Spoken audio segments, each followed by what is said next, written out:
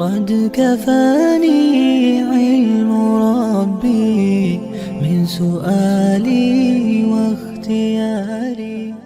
سمعت رسول الله صلى الله عليه وسلم يقول إنما الأعمال بالنيات وإنما لامرئ ما نوى فمن كانت هجرته إلى دنيا يصيبها أو إلى امرأة ينكحها فهجرته إلى ما هاجر إليه.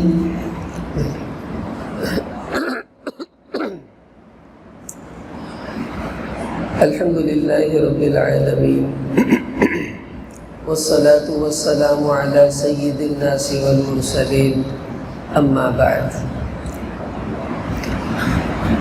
الحمدللہ آپ حضرات نے بخاری شریف کی پہلی حدیث سنی ہے. کمرہ امتحان میں جب بچہ امتحان دینے آتا ہے اس کی کیفیت اور ہوتی ہے، اور جب سبق میں بیٹھ کے سبق پڑھ رہا ہوتا ہے اس وقت اس کی کیفیت اور ہوتی ہے. تو جتنے آنے والے احباب ہیں ہم سب نیت کر لیں، اس طرح ہم بیٹھ جائیں کہ آج ہم سب بخاری کا پہلا سبق پڑھنے آئے ہیں، اور جو کیفیات ایک طالب علم کی سبق میں ہونی چاہیے اللہ انشاءاللہ ہم سب کو وہ عطا فرما دیں گے. یہ کتاب بخاری شریف جو آپ کے سامنے اس کی پہلی حدیث آج پڑھی گئی ہے، امام بخاری رحمۃ اللہ علیہ نام محمد ہے، اور اللہ جل جلالہ نے ان کو ایسی مقبولیت عطا فرمائی کہ ان کو امیر المؤمنین فی الحدیث ہونے کا لقب جو ہے وہ علماء نے دیا، اور کتاب کو ایسی مقبولیت اللہ نے عطا فرمائی کہ ان کی کتاب کو اصح الکتب بعد کتاب اللہ، کہ اللہ کے قرآن کے بعد اگر صحیح ترین کوئی کتاب ہے تو وہ یہی امام بخاری رحمۃ اللہ علیہ کی لکھی ہوئی کتاب ہے. اب یہ اللہ کا نظام ہے، اللہ جس کو قبولیت عطا فرما دے، لیکن قبولیت کے اسباب ہوا کرتے ہیں. امام بخاری رحمۃ اللہ علیہ کی قبولیت کا سب سے بڑا سبب وہ ان کی والدہ بنی. بچپن میں ان کی بینائی چلی گئی تو ماں نے مصلی بچھا کر اللہ کے سامنے گڑ گڑانا شروع کیا کہ یا اللہ، میں نے تو سوچا تھا بچہ ہے اس کو پڑھاؤں گی، دین سیکھے گا، آگے دین پھیلائے گا، اب جس کی بینائی چلی گئی وہ بیچارہ کیا کام کرے گا. یا اللہ تو میرے بچے کی بینائی کو واپس فرما دے. رو رو کے ماں نے اللہ کو اتنا منایا کہ اللہ نے ان کی بینائی کو واپس کیا. پھر وہی بچہ اپنی ماں کی دعاؤں سے امیر المؤمنین فی الحدیث بنا، اور اللہ نے ان کو ایسی قبولیت عطا فرمائی. امام محمد بن حاتم رحمۃ اللہ علیہ فرماتے میں نے ایک دن خواب دیکھا کہ نبی کریم صلی اللہ علیہ وسلم آگے آگے چل رہے ہیں، امام بخاری رحمۃ اللہ علیہ ان کے پیچھے پیچھے ہیں، اور جہاں پر اللہ کے نبی قدم رکھ کر اٹھاتے تھے اسی جگہ امام بخاری اپنا قدم رکھ رہے تھے. تو میں نے اس کی تعبیر پوچھی تو مجھے بتایا گیا کہ سنت کا پابند اگر اس وقت دنیا میں کوئی ہے تو وہ امام بخاری ہیں. یہ ان کی پابندی سنت کی قبولیت اللہ نے آپ کو دکھائی ہے. اور کتاب کو اللہ نے کیسا قبول کیا؟ امام ابو زید مروزی رحمۃ اللہ علیہ فرماتے میں ایک دن حتیم میں نوافل پڑھ کر وہیں نیند آ گئی تو میں سو گیا. تو خواب میں نبی اکرم صلی اللہ علیہ وسلم آئے تو مجھے آپ صلی اللہ علیہ وسلم نے فرمایا اے ابو زید، تم امام شافعی کی کتابیں تو بڑے شوق سے پڑھتے ہو، کبھی میری کتاب بھی تو پڑھا کرو. تو میں نے عرض کیا یا رسول اللہ آپ کی کتاب کون سی ہے؟ کہ مجھے حضور علیہ السلام نے فرمایا میری کتاب کا نام ہے جامع محمد بن اسماعیل البخاری، کہ اس بخاری کو اللہ کے نبی نے فرمایا یہ میری کتاب ہے، اس کو تم کیوں نہیں پڑھتے؟ اب یہ اس کی قبولیت ہے کہ پوری دنیا میں جتنے بھی علماء امام بخاری کے بعد بنے ہیں آج تک، وہ تمام علماء اس کتاب کو پڑھ کر ہی عالم بنتے ہیں، اس کے بغیر کوئی بندہ عالم نہیں بن سکتا. کتنی اللہ نے قبولیت عطا فرمائی. اب آج ہم نے اس کی پہلی حدیث شروع کی ہے. امام بخاری رحمۃ اللہ علیہ نے ابتدا کی ہے اپنے باپ سے کیف کان بدء الوحی الی رسول اللہ۔ دیکھیں محدثین کا ایک اپنا انداز ہوتا ہے۔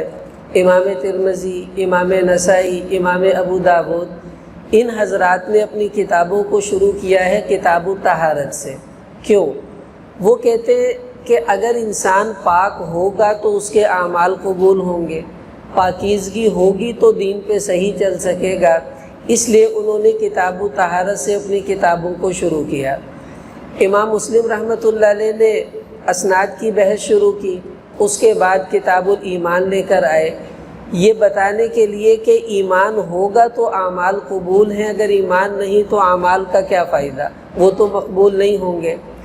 اور امام ابن ماجہ رحمۃ اللہ علیہ نے اپنی کتاب شروع کی ہے سنت سے، پابندی سنت، اتباع سنت سے، کہ اگر دین سنت کے مطابق ہوگا تو قبول ہوگا ورنہ نہیں، اس لیے پہلے سنت سیکھو۔ لیکن امام بخاری رحمۃ اللہ علیہ انہوں نے ان سب سے مختلف انداز اختیار کیا اور اپنی کتاب کی ابتدا کی ہے بدء الوحی سے۔ امام بخاری یہ بتانا چاہتے ہیں دیکھو سنت تو نبی کی ہوتی ہے، اور جب تک وحی نہیں آئے گی تو نبی کیسے بنے گا، اور نبی نہیں ہوگا تو سنت کہاں سے آئے گی، تو وحی سے ابتدا کرنا یہ زیادہ بہتر ہے۔ پھر امام بخاری یہ کہہ رہے کہ تم کہہ رہے ہو کہ طہارت ہوگی تو دین قبول ہے، ایمان ہوگا تو دین قبول ہے، کہ وحی کے بغیر ایمان کیسے ہو سکتا ہے اور وحی کے بغیر طہارت کا کیسے پتہ چل سکتا ہے، اس لیے سب سے اہم چیز وحی ہے۔ تو امام بخاری رحمۃ اللہ علیہ نے کتاب کی ابتدا بدء الوحی سے کی ہے۔ اب امام بخاری کا انداز کیا ہے، کیف کان بدء الوحی۔ بخاری کے اندر امام بخاری رحمۃ اللہ علیہ نے 30 ابواب ایسے ہیں جو کیفا سے شروع کیے ہیں، 20 جلد اول میں ہیں اور 10 جلد ثانی میں آ جائیں گے۔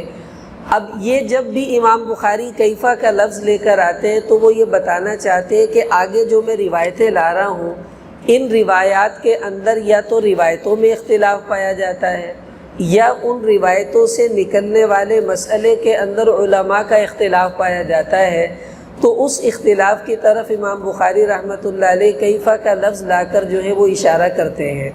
اب یہاں پر ابتدا کی ہے اور اپنے ترجمۃ الباب میں امام بخاری رحمۃ اللہ علیہ قرآن پاک کی آیت کو بھی لے کر آئے ہیں، انا اوحینا الیک کما اوحینا الی نوح والنبیین من بعدی۔ دیکھیں امام بخاری رحمۃ اللہ علیہ کی نظر آنے والے زمانوں پر بھی تھی، اور حدیث میں آتا ہے اتقوا فراست المؤمن فإنہ ينظر بنور اللہ، کہ مومن کی فراست سے ڈرو، یہ اللہ کے نور سے دیکھتا ہے۔ اس زمانے میں تو ایسا دستور نہیں تھا، لیکن امام بخاری رحمۃ اللہ علیہ کو اللہ نے شاید الہام کر دیا کہ آنے والے زمانے میں ایسے لوگ پیدا ہوں گے جو کہیں گے قرآن کافی ہے، ہمیں حدیث کی ضرورت نہیں، جن کو منکرین حدیث کہا جاتا ہے۔ تو امام بخاری نے کتاب کی شروع میں قرآن کی آیت لائے، بعد میں حدیث سے اس کی تشریح کی، یہ بتانے کے لیے اگر قرآن پاک کو حدیث کی روشنی میں سمجھو گے تو ہدایت پر رہو گے، جیسا کہ یہ ساری بخاری کو اللہ نے اسی لیے قبول کیا۔ اور اگر تم یہ کہو کہ حدیث چھوڑ دے اور قرآن ہی کافی ہے تو یاد رکھنا یہ بات تمہاری گمراہی کا ذریعہ بنے گی۔ اس لیے امام بخاری رحمۃ اللہ علیہ نے اپنی کتاب کی ابتدا میں قرآن کی آیت لائے، اس کے بعد حدیث لائے کہ درجہ قرآن کا پہلے ہے تو قرآن پہلے آ گیا، لیکن قرآن کی تشریح احادیث کے بغیر ممکن نہیں، اس لیے روایتوں کو بعد میں امام بخاری رحمۃ اللہ علیہ لے کر آئے۔ اب دیکھیں امام بخاری کا عجیب انداز ہے کہ ترجمۃ الباب اور حدیث کی مطابقت تقریباً سب کتابوں میں ملتی ہے، بڑی آسان، لیکن امام بخاری رحمۃ اللہ علیہ کا انداز بڑا عجیب ہے، بالکل ایسے جیسے بچوں کو پہیلیاں بجھواتے ہیں۔ تو امام بخاری رحمۃ اللہ علیہ ترجمۃ الباب لا کر آگے روایت لاتے ہیں اور طالب علموں سے کہتے ہیں کہ بوجھو تو جانے، یعنی اب تم حدیث اور ترجمۃ الباب کے مطابقت مجھے سوچ کر بتاؤ کہ کیسے ہو سکتی ہے۔ اور یہ اس وجہ سے ہے کہ طالب علم اپنے ذہن پر زور ڈالے تو اللہ تعالیٰ اسے اس پر بھی اجر عطا فرمائیں گے، اور جب وہ خود سوچ کر کچھ سمجھے گا تو انشاءاللہ اس میں اللہ کی طرف سے برکت بھی ہوگی۔ اب باب ہے کہ وحی کی ابتدا کیسے ہوئی۔ اور حدیث ہے انما الاعمال بالنیات۔ اب وحی کی ابتدا اور انما الاعمال بالنیات ان کا آپس میں کوئی ربط سمجھ میں نہیں آتا، لیکن امام بخاری رحمۃ اللہ علیہ کے جو ربط ہیں وہ بڑے باریک ہوا کرتے ہیں۔ اگلی جو روایت امام بخاری رحمۃ اللہ علیہ اس کے بعد میں لے کر آ رہے ہیں، اس میں حضور پاک صلی اللہ علیہ وسلم کا غار حرا میں جانے کا ذکر ہے کہ آپ اپنے گھر سے غار حرا تشریف لے جاتے، کئی دن وہاں پر گزارتے، تو اللہ پاک نے آپ علیہ السلام کا گھر چھوڑ کر غار حرا میں جانا، اس کو کہتے ہیں ہجرت، انتقال من مکان الی مکان آخر۔ تو حدیث آگے امام بخاری جو لفظ لا رہے فمن کانت ہجرتہ الی دنیا، تو اس میں ہجرت کا ذکر آ گیا کہ اللہ کے حبیب نے گھر چھوڑ کر غار حرا کی طرف چھوٹی سی ہجرت کی ہے، اسی ہجرت کی برکت سے اللہ نے وحی کی ابتدا کر دی اور وحی کا سلسلہ شروع ہو گیا۔ اور دوسری مناسبت یہ بھی ہے کہ آپ علیہ السلام نے جب گھر بار کو چھوڑ کر غار حرا میں جانا شروع کیا تو تمام رشتہ دار گھر والوں سے کٹ گئے، اور جب سب سے کٹے تو اللہ سے اخلاص کے ساتھ جڑنے کا موقع مل گیا، تو وہ اخلاص وحی کے اترنے کا سبب بنا، اسی کی طرف اشارہ کر دیا انما الاعمال بالنیات سے۔ تو یوں حدیث و ترجمۃ الباب میں مناسبت امام بخاری رحمۃ اللہ علیہ اس انداز میں اس کو لے کر آئے ہیں۔ آگے کتاب شروع کی ہے امام بخاری رحمۃ اللہ علیہ نے۔ دیکھیں ہر محدث کا ایک اپنا انداز ہوتا ہے۔ آپ نے دیکھا ہوگا فروٹ والی دکانوں پہ بعضوں نے وہی پھل بڑے عجیب انداز سے سجائے ہوتے ہیں کہ آدمی خریدتا تو نہیں ہے، بعض اوقات دیکھتا ہی رہ جاتا ہے کہ یہ پھل لگے کتنے عجیب انداز میں ہوئے ہیں۔ ترتیب تو امام بخاری رحمۃ اللہ علیہ کی ترتیب تمام محدثین میں سب سے جدا اور سب سے شاندار ہے۔ اتنی عجیب ترتیب سے یہ روایتوں کا انتخاب کرتے ہیں کہ جب غور کیا جاتا ہے تو پتہ چلتا ہے کہ اس کے اندر کیا موتی چھپے ہوئے ہیں۔ ساری کتاب کو چھوڑیں، اب یہ پہلی حدیث ہے، اس میں تھوڑا سا دیکھیں کہ امام بخاری رحمۃ اللہ علیہ کا انتخاب کتنا پیارا ہے۔ سب سے پہلی روایت اپنے جس استاد سے لے کر آئے ہیں ان کا نام ہے امام حمیدی، حدثنا الحمیدی۔ نام عبداللہ ہے ان کا، لیکن ان کے آباء و اجداد میں حمید نامی شخص گزرے ہیں، انہی کی نسبت سے ان کو امام حمیدی کے لقب سے یاد کیا جاتا ہے۔ اب اور بھی استاد امام بخاری رحمۃ اللہ علیہ کے تھے، لیکن اس استاد کی حدیث سب سے پہلے امام بخاری کیوں لے کر آئے ہیں؟ دیکھیں اس میں بڑا عجیب نکتہ ہے۔ یہ جو امام حمیدی ہیں اصل میں یہ حضرت ختیجہ رضی اللہ تعالیٰ عنہ کے خاندان کے ہیں اور یہ قریشی ہیں، اور طبرانی میں حدیث آتی ہے اللہ کے نبی صلی اللہ علیہ وسلم نے فرمایا قدموا قریشن، اے لوگو ہمیشہ قریش کو آگے آگے رکھنا۔ اور دوسری روایت میں الائمۃ من قریش، کہ جب بھی کوئی آگے ہونے والا امام ہوگا وہ امام قریشیوں میں سے ہوگا۔ تو امام بخاری رحمۃ اللہ علیہ نے یہاں یہ نقطہ چھوڑا کہ اللہ کے نبی نے فرمایا قریش کو مقدم رکھو، تو استاد تو میرے بہت سے ہیں لیکن سنت کی اتباع کا غلبہ اتنا زیادہ ہے کہ چلو اس حدیث پر عمل بھی اپنی کتاب میں ہو جائے کہ سب سے پہلے اس استاذ کا ذکر کروں جو قریشی استاذ ہے، تاکہ اللہ کے حبیب کی بات پر یہ عمل ہو جائے کہ قریش کو آگے رکھو، اور یہ قریشی سب سے آگے بھی ہے۔ پھر یہ امام حمیدی مکی ہیں اور مکہ مکرمہ میں ہی امام بخاری نے ان سے علم حاصل کیا۔ تو امام بخاری یہ اشارہ کرنا چاہتے ہیں کہ دیکھو وحی کی ابتدا مکہ مکرمہ سے ہوئی، تو میں چاہتا ہوں میری کتاب کی ابتدا بھی اس استاد سے ہو جو مکہ مکرمہ میں رہنے والا ہے، تاکہ بدء الوحی اور حدیث کے اندر یہ بھی مناسبت پیدا ہو کہ جہاں وحی کی ابتدا ہوئی وہیں کا استاد میں نے پہلے ذکر کر دیا۔ پھر یہ امام حمیدی رحمۃ اللہ علیہ، اب حمیدی حمد سے مشتق ہے، اور بخاری شریف کی جو آخری حدیث ہے امام بخاری کے استاد اس میں احمد بن اشکاب، اب وہ بھی حمد سے مشتق ہے۔ تو امام بخاری یہ اشارہ بتا رہے ہیں کہ دیکھو میری کتاب کی ابتدا میں حمد کا اشارہ ہے، انتہا میں حمد کا اشارہ ہے، تو جس طرح ابتدا انتہا حمد سے ہوئی اللہ نے میری کتاب کو قبولیت سے نواز دیا۔ اے لوگو تم بھی اپنی زندگی اپنے دن کی ابتدا اور انتہا اللہ کی حمد سے کرو تو اللہ تمہیں بھی قبولیت سے انشاءاللہ نواز ہی دیں گے۔ پھر یہ پہلی حدیث امام بخاری رحمۃ اللہ علیہ جو لائے ہیں، یہ حدیث غریب ہے۔ غریب حدیث اس کو کہا جاتا ہے کہ جس کو روایت کرنے والا صرف ایک راوی ہو، دو بھی نہیں، ایک ہو۔ اب دیکھیں نبی اکرم صلی اللہ علیہ وسلم نے اس روایت کو منبر پر ارشاد فرمایا، لیکن تمام صحابہ میں اس حدیث کو نقل کرنے والے صرف ایک حضرت عمر بن خطاب رضی اللہ تعالیٰ عنہ ہیں، اور کوئی صحابی اس کو روایت نہیں کرتا۔ اور حضرت عمر رضی اللہ عنہ نے بھی اس حدیث کو منبر پر سنایا، جیسا کہ یہاں پر موجود بھی ہے، لیکن عمر رضی اللہ تعالیٰ عنہ سے اس حدیث کو ایک تابعی نقل کرتے ہیں، اور وہ حضرت علقمہ ہیں۔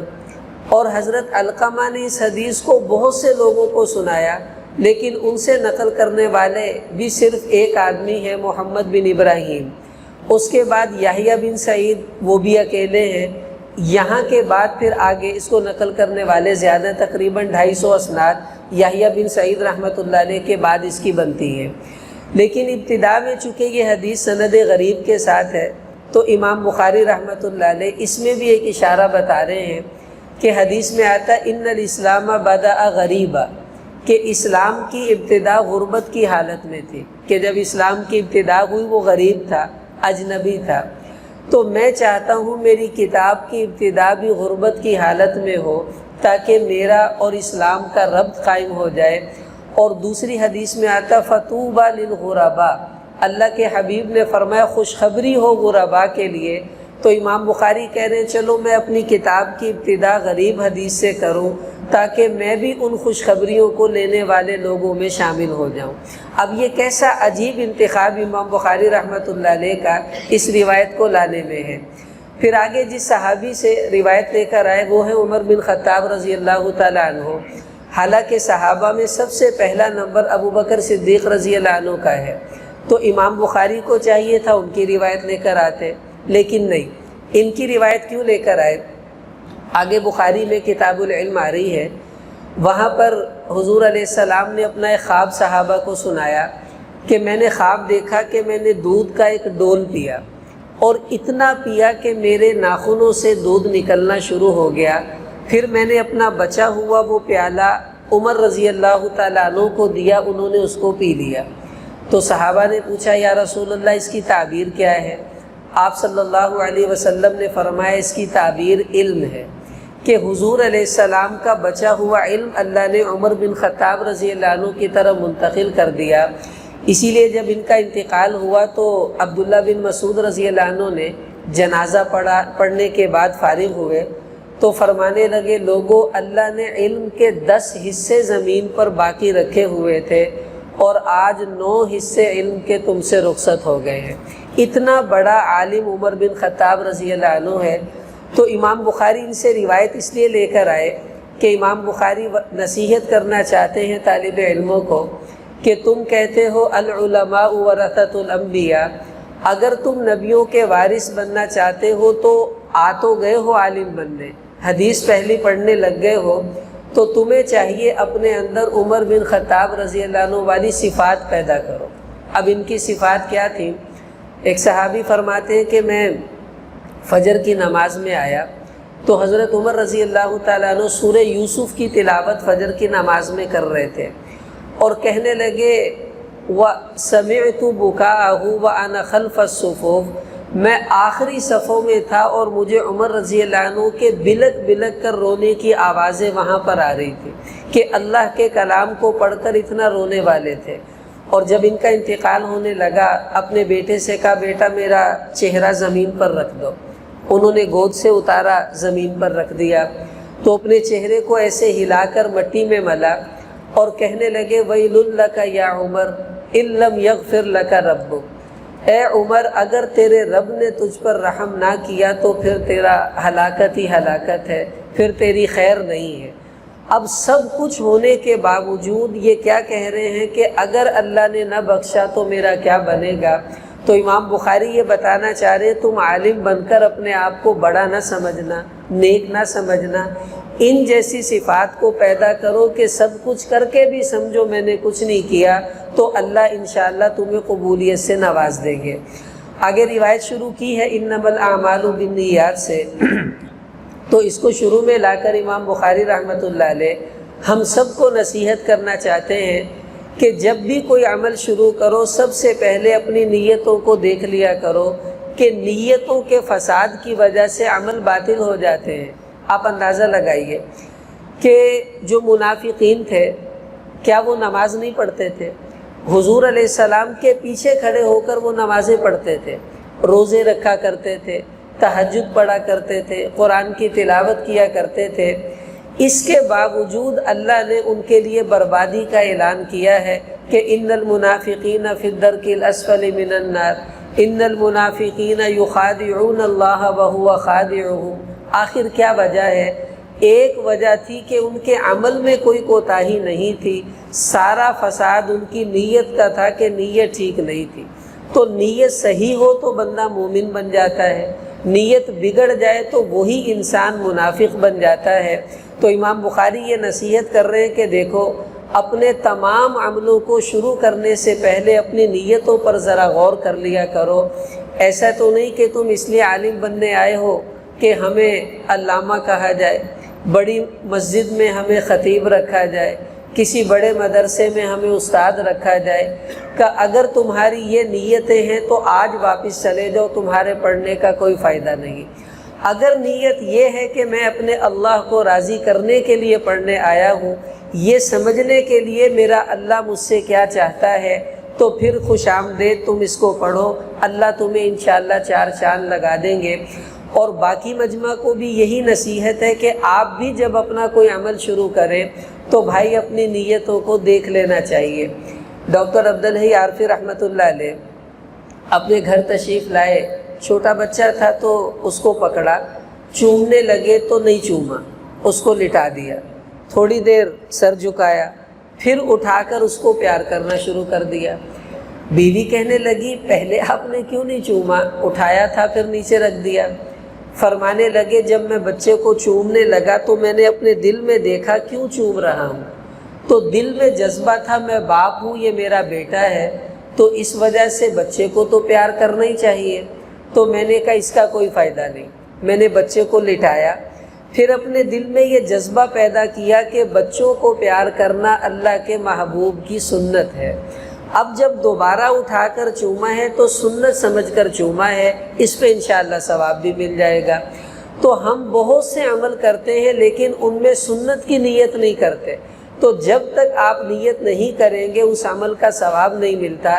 اس لیے اپنی نیتوں کو بھائی ٹٹولتے رہنا چاہیے، اور نیتوں کے اثرات اعمال کے اجر پر بہت زیادہ پڑتے ہیں۔ اب دیکھیں 2 نفل پڑھیں، 2 سنت پڑھیں، 2 فرض پڑھیں، پڑھنے کا ایک ہی طریقہ ہے، کوئی فرق نہیں ہے، لیکن نفلوں کا ثواب تھوڑا ہے، سنت کا زیادہ ہے، فرائض کا اس سے بھی زیادہ ہے۔ اب یہ نفل، سنت اور فرض کا فرق کیسے ہوگا؟ صرف نیت سے ہوتا ہے۔ تو نیت بڑی ہوگی تو اجر زیادہ ہو جاتا ہے۔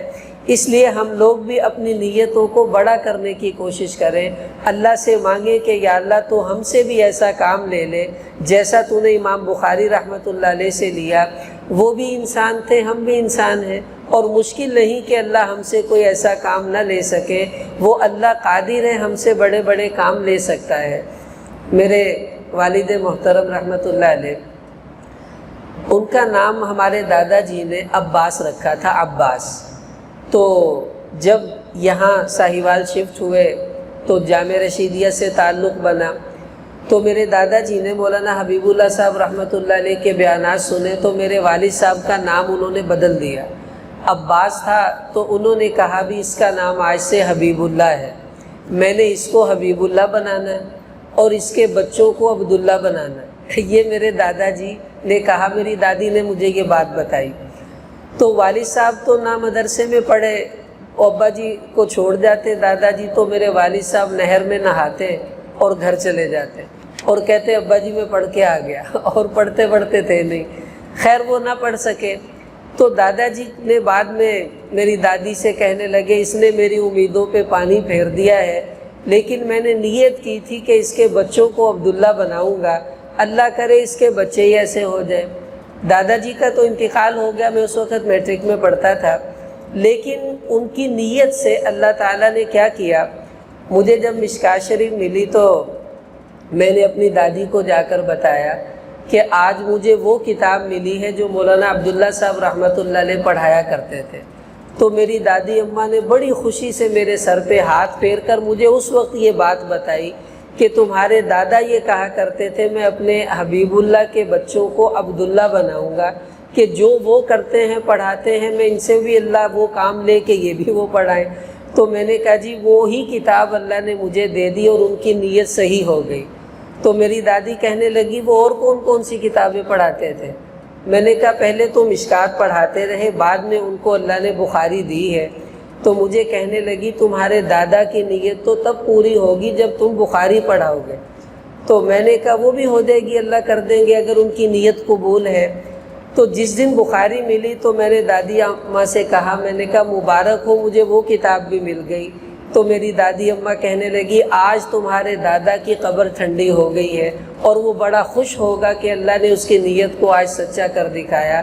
تو ہم بھی یہاں بیٹھ کر نیتیں کریں، ہم اپنے بچوں کو علماء بنائیں، ان کو حافظ بنائیں۔ ہمیں نہیں پتہ ہماری نیت اللہ کب قبول کرے، کیسے قبول کرے۔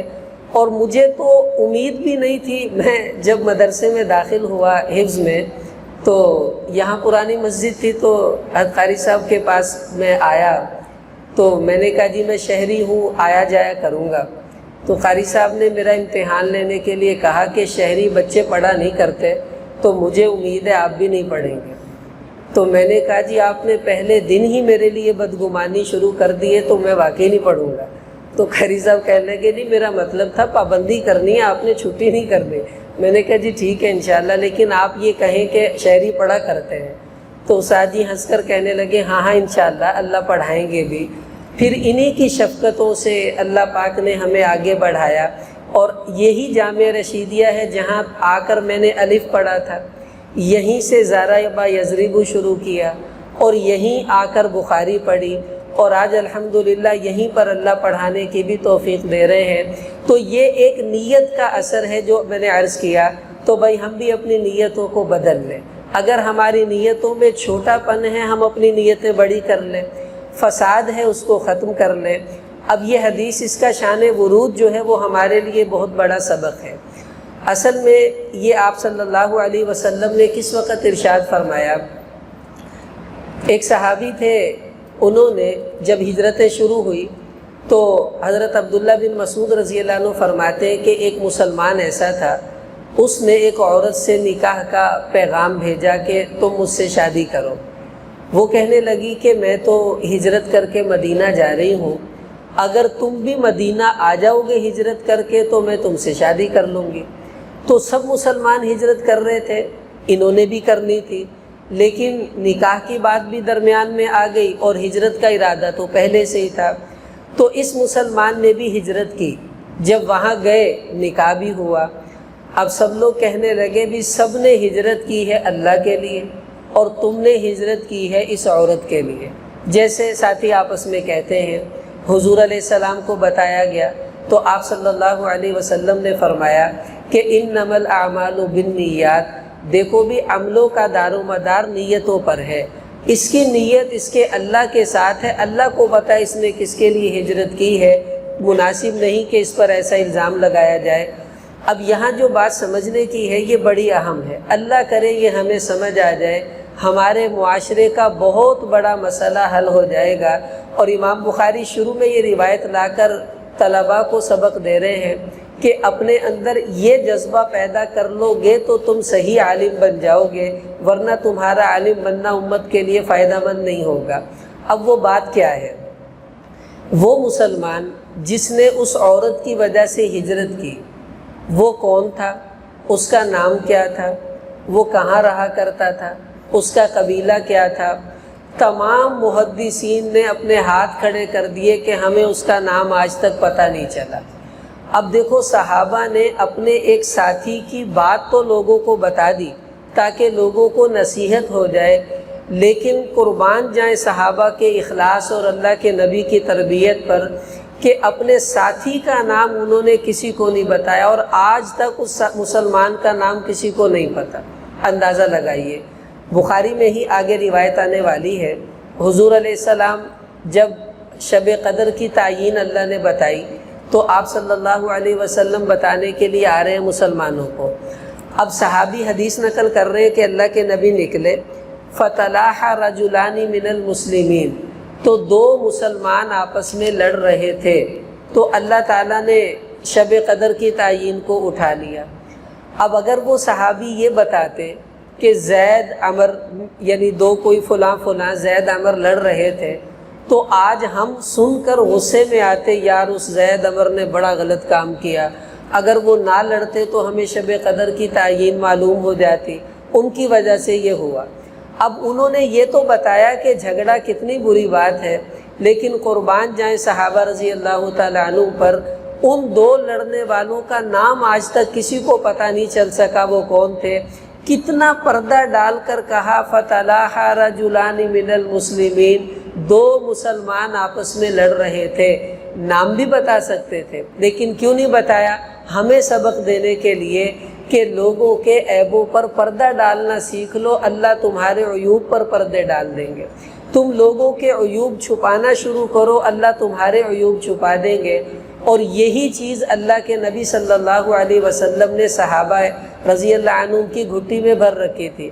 آپ دیکھیے جریر بن عبداللہ رضی اللہ عنہ، حضرت عمر بیٹھے ہوئے کوئی مشورہ ہو رہا ہے، تو مشورے کے دوران ایک مسلمان کی ہوا خارج ہوئی، بدبو پھیل گئی۔ حضرت عمر کو بدبو سے بڑی سخت نفرت تھی۔ جب ان کو بدبو محسوس ہوئی، کہنے لگے یہ کیا بدتمیزی ہے، چلو کھڑا ہو اور جا کے وضو کر کے آئے جس نے یہ عمل کیا ہے۔ اب وہ شرم سے جو بھی اٹھنے لگا، تو جریر بن عبداللہ کہنے لگے عمر ایسا نہ کر لیں کہ ہم سارے ہی وضو کر لیں، تو کیا اچھا ہوگا، ہم سبھی وضو کر لیتے ہیں۔ اب جب سب وضو کریں گے تو بیچ میں وہ بھی کرے گا جس کا وضو ٹوٹا تھا، لیکن پتہ نہیں چل سکے گا کہ کس کا وضو ٹوٹا تھا اور اس کا عیب چھپ جائے گا۔ حضرت عمر نے جب ان کی یہ بات سنی، کہنے لگے جریر نعم السید کنت فی الجاہلیہ ونعم السید انت فی الاسلام، جب تو جاہلیت میں تھا بڑا بہترین سردار تھا، اور مسلمان ہو کر بھی تو بڑا بہترین سردار ثابت ہوا ہے۔ سلام کرتا ہوں تیری اس عظمت کو کہ تو نے کتنی پیاری بات کی کہ سارے وضو کر لیتے ہیں تاکہ اس کے عیب پہ پردہ پڑ جائے۔ یہ چیز آج ہمارے معاشرے میں نظر نہیں آتی۔ اگر گھروں میں ساس بہو کے عیبوں پر پردے ڈالے تو بتاؤ گھروں میں لڑائی ہوگی۔ اگر بچے ساتھی آپس میں ایک دوسرے کے عیوب پر پردے ڈالیں تو شکایتیں نہ لگائیں تو بتاؤ بچوں کو سزا ملے گی؟ اکثر یہ جو بچے شکایتیں لگاتے ہیں مجھے بہت برے لگتے ہیں، یہ شکایتی ٹٹو ہوتے ہیں، اور اللہ کو ایسے بچے پسند نہیں ہوتے۔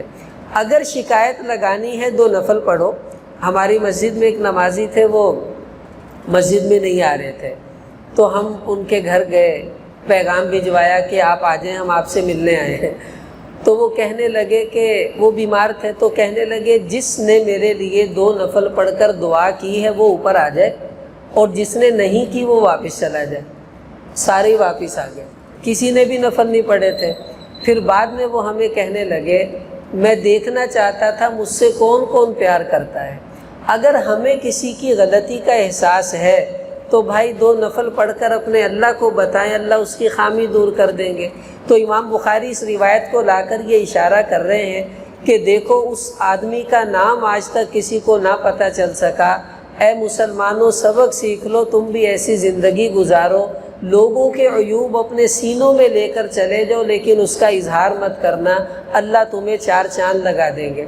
مولانا الیاس صاحب رحمۃ اللہ علیہ، ان کو دعوت دی گئی کہ آپ بیان کریں ڈاکٹروں میں، اور کہا کہ وقت کی پابندی کیجئے گا، ایسا نہ ہو آپ دیر سے آویں اور ڈاکٹر چلے جائیں، ان کا وقت بڑا قیمتی ہے۔ کہا ہاں بے فکر رہیں۔ اب مثلاً ٹائم طے ہوا 3 بجے کا، تو خادم سے کہا میزبان نے کہ حضرت سے کہو 3 بجے آپ تشریف لے آئیں۔ وہ خادم کہنے لگا یار ڈاکٹر نے کتنے ٹائم نہ لانا، حضرت دا بڑا مصروف ٹائم ہوندا۔ اس نے جا کر کہا حضرت وہ 4 بجے تشریف لے آئیے گا۔ مولانا فرمانے لگے ٹھیک ہے۔ ڈاکٹر 3 بجے آ گئے، وہ انتظار کرتے رہے، آدھے گھنٹے کا ٹائم تھا، واپس چلے گئے۔ وہ الیاس صاحب رحمۃ اللہ علیہ آئے 4 بجے، جو وقت ان کو دیا۔ جو ہی آئے تو میزبان چونکہ دوست تھے، کہنے لگے آئے بڑے عالم بنے پھرتے ہیں، بڑے بزرگ بنے پھرتے ہیں، یہ ٹائم ہے تمہارے آنے کا، وہ سب چلے گئے تمہارا انتظار کرتے ہوئے، جب میں نے کہا تھا 3 بجے آنا تم کیوں 4 بجے آئے؟ اب وہ جو الیاس صاحب رحمۃ اللہ علیہ کے خادم تھے وہ حضرت کا منہ دیکھے بھی سانو 4 بجے دا کیا تھے، اے 3 بجے کہی جاندہ۔ تو وہ بولنے لگے تو مولانا نے اس کا بازو دبایا، چپ کرو۔ فرمانے لگے اچھا بھی اب کے معاف کر دو، آئندہ ایسا نہیں کریں گے، اور یہ کہہ کر واپس آئے۔ تو وہ خادم کہنے لگا حضرت کیوں نہیں آپ نے ان کو بتایا کہ ہمیں ٹائم 4 بجے کا دیا گیا تھا؟ فرمانے لگے دیکھو بھائی، اپنی غلطی تو ہر کوئی مان لیتا ہے، کسی کی غلطی اپنے سر پر ڈالنا یہ کسی کا کام ہوتا ہے۔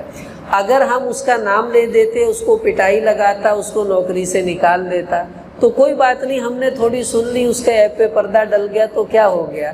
یہ ہوتے ہیں بنے ہوئے لوگ۔ تو اللہ تعالی ہمیں بھی ایسی صفات عطا فرمائے۔ تو اللہ پاک کے نبی صلی اللہ علیہ وسلم نے فرمایا کہ اعمال کا دار و مدار نیتوں پر ہے۔ اب جس کی ہجرت دنیا کے لیے ہے کہ مجھے دنیا ملے، یا عورت کے لیے ہے کہ میں اس سے نکاح کر لوں، تو پھر اس کو دنیا اور عورت ہی مقدر میں آئے گی، اللہ کی رضا مقدر میں نہیں آئے گی۔